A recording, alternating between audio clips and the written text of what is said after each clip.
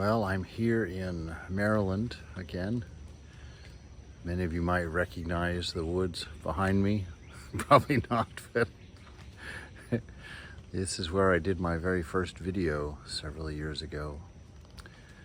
I'm here kind of reconnecting and giving some lectures and just enjoying the company of the people on their way to learning how to be great lovers. Indeed.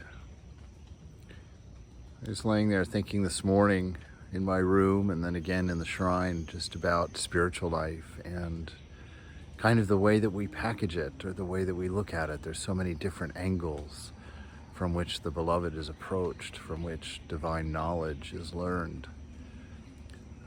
From the perspective of just simply learning to be what we are without our minds and egos telling us what we are through our stories, but to learn to be in silence, to falling in love with someone we believe to be a divine incarnation or a very pure soul who lives a life that provides sort of a hole through which God or the highest ideal can be seen.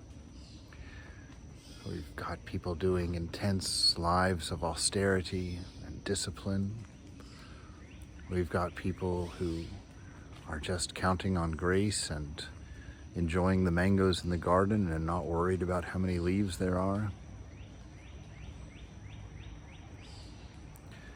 But the key factors in all of them are your sincerity, your earnestness, your commitment to discovering truth, to knowing the nature of things, and to living according to your own nature. There's a wonderful verse in the Old Testament. I used to think it was in the book of Micah, but I think it's in the Psalms now. But I didn't look it up this morning. My apologies. But it's a short verse, and the book of Google will help you find it in particular if you're interested. But the writer, the prophet, writes, "What does the Lord require of us? But that we enjoy our work and walk humbly with our God."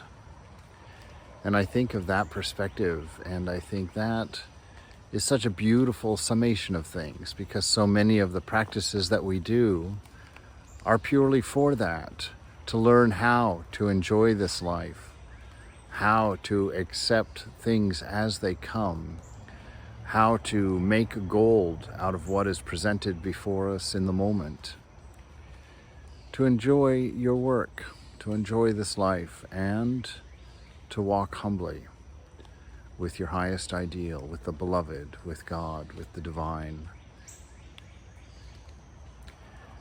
That just implies that constant presence, that constant companion with your highest ideal, your highest thoughts, your highest principle, trying to allow that divine principle within, that principle of love and wisdom, to manifest in your being, to show in your being.